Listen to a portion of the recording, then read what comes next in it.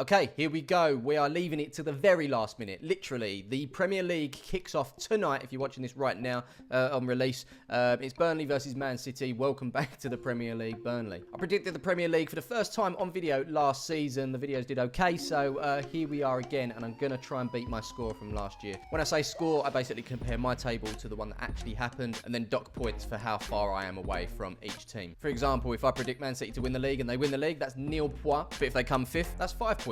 The less points, the better. So here we go. Should we get straight into it? Actually, before we get into it, I've got a league code for you on the League Predictor app. Link in the description below. It's on the screen right now, so jump in the league and we can see who is actually the best out of all of us. Okay, let's go. Okay, we're going to start off with 20th, and I think this is probably something that not many other creators or many people thought, but Wolves for me.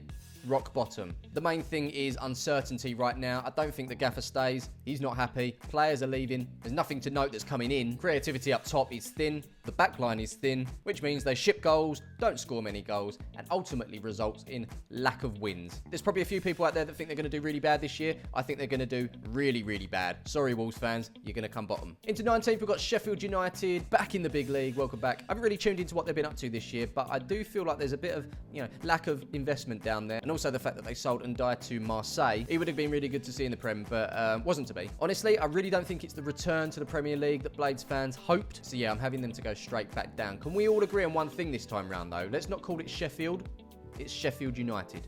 Really bugged me last time. Into 18th, the final team to go down. It could literally be one of 8 or 9 teams. Luton would be an obvious one. Financially, can they keep up with the rest? Forest showed last season that home form kept them up alone. Away form was shocking. Will they be found out this year? You got Palace, who have lost their talisman Zaha to Galatasaray, so that just leaves Eze and Elise to push on. Then we've got Everton, much like the others I've tipped to go down. Lack of investment. Granted, they have brought Danjuma in, and as a Spurs fan, I'd be really keen to see how he gets on, but it really is the flip of a coin with that. You've also got Bournemouth, who lost their main man Gary O'Neill. Areola comes in. How is he going to cope with the limited resources down there? Brentford, of course, without their main man Ivan Toney until January. You've also got West Ham, despite winning silverware last year. They've got 100 million in for Rice, but they don't seem to be spending. You've also got newly promoted Burnley. We've seen that romping the Championship doesn't always guarantee you Premier League safety the next season. And how can we forget Fulham? Last season was alright, but there's a bit of uncertainty in the camp, especially with Mitrovic. At the time of recording, he is a Fulham player, but they are another team that could be in trouble. Ultimately, out of that lot, my gut tells me that it is going to be Everton. Sean Dyche did really well to come in last year. That new manager bounce really did keep them up in the end. I just don't think they've strengthened enough. And again, that new manager bounce, it's not something that lasts over a long period of time, like a season. Dyche can only do so much. I think this one's going to be on the players, and ultimately, over the course of a season, I just don't think what they've got in the camp right now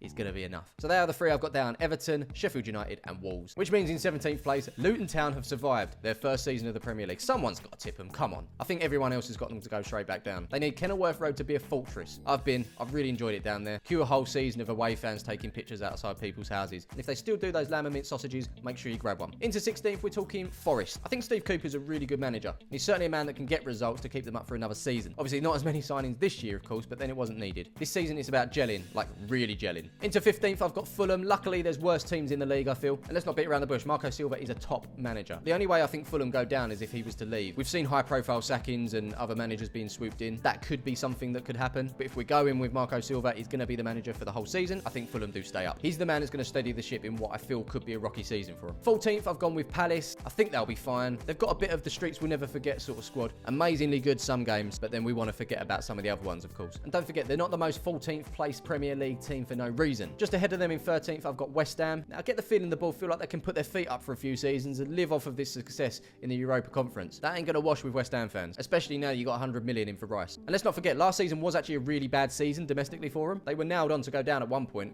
I feel like the Europa Conference was actually a good distraction rather than, a distraction in the league. Quite frankly, it's on the board. They need to wake up down there. Into 12th, I've got Burnley. Is this the start of a long-term stint in the Premier League for Burnley? Still lots of work to do, mind you, to guarantee safety. But as I say, any of these teams that we're whizzing through right now do have the potential to go down. But I feel like Burnley have set themselves up nicely, made some smart transfers, and tried to at least avoid relegation, unlike some of the others that I've got further down the league. Just missing out on the top 10. In 11th, we've got Brentford. Obviously, you mentioned Ivan Toney there. Banned until January. January. I noticed they shored up a little bit at the back, but let's not forget Brian Mbeumo did perform well towards the end of the season. He's going to relish the chance of being the number one man there, and I do think he can do a job. Now, there's a team that normally would be in that bottom half, and they were nailed on to go down last season, that aren't in that bottom half right now. I've got them in 10th, and they go by the name Bournemouth. Bit of a wild pick for me, but I've just got a good feeling. The new manager's come in. He loves to play attacking football. And no longer are we going to label Bournemouth as a relegation candidate. Not for this season, at least. Please don't clip that up. But yeah, this attacking football, the high press, I really do think Bournemouth are going to be ones to watch this season, entertainment-wise. I'm looking forward to seeing what they can do. Now, on to 9th. This is tough. Once upon a time, we had a top 2. Then we had a top 4. Then we had a big 6. What is it now? The massive 9. Ignore me. Actually, that is totally the wrong description. Either way, we've got a number of teams that could finish anywhere between 9th and 5th. Maybe even 4th at a push. And here we go. 9th place, I have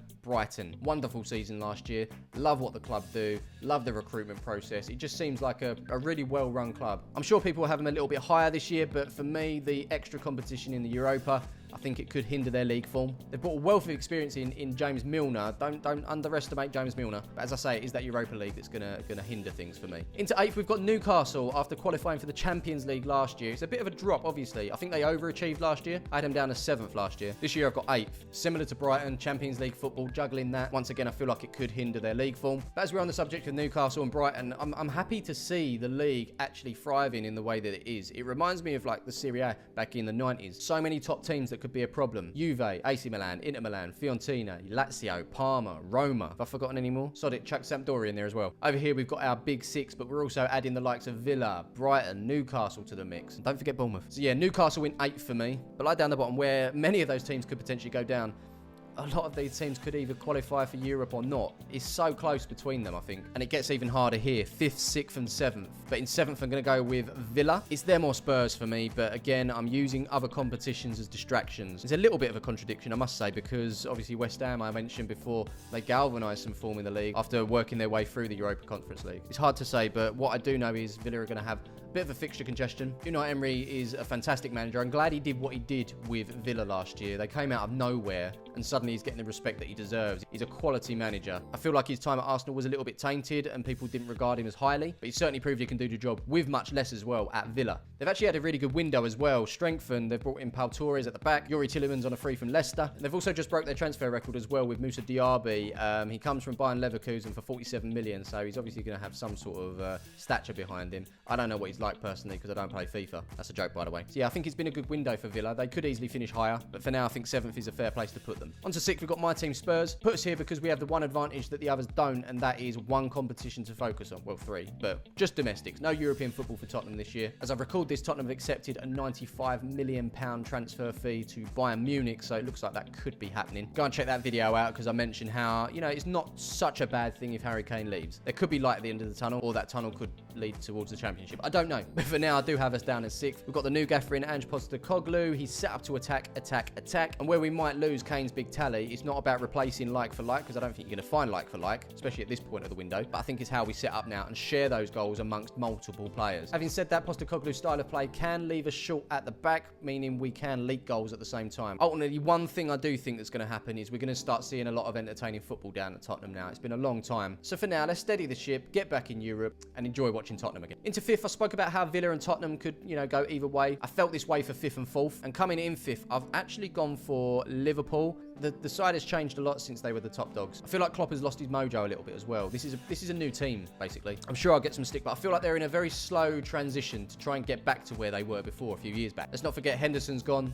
Firmino's gone. Fabinho's gone. Saudi Arabia have absolutely raided Liverpool. I think the new squad will come good, but I do think there's a bit of catching up to do. I think this season might be a little bit much for them, but I think next season we could see Liverpool back to what they were. Don't rule out a trophy for this season, though. Into 4th, we've got Chelsea after a horrendous season last year. I've really gone with this method of if you're not in Europe, then you're going to have a better season than those around you. It's probably a really silly decision to make, but I think they can't afford to have a season like that again. I think this is a really good season for Chelsea because, as I say, no European football. Poch is in now. He can solely focus on the Premier League and the 2 cups as well if he wants to. But it's a very clear vision. He's got a young squad to work with down there as well. And I think we're not too far away from seeing Chelsea back to their best. Into 3rd, same as last year for me, United. I feel like there were points last year where United could have easily caught up with Arsenal or City, but they just fell at the crucial moments, didn't they? They lack that edge. Well, the good news for them is now have now got a striker in. It's Højlund. He comes in for 72 million. Hopefully a fee like that won't be too much pressure for him. But I have just found out he's not going to be available for selection on the first day because of an injury. They've got a new goalkeeper from Inter, Onana. I actually forgot Mason Mount joined. I think he's going to be fantastic. And did I see the return of Johnny Evans? I think I did. Again, it's United third for me, which means now we have a decision to make. Who's going to win the league? Do we go with the same old City, or do I stick my neck on the line and go with an Arsenal side that improved massively last year and have strengthened this year as well? Have they closed the gap on City? I feel like they might have, but ultimately, I can't overlook City. And honestly, originally, I had Arsenal down to win it.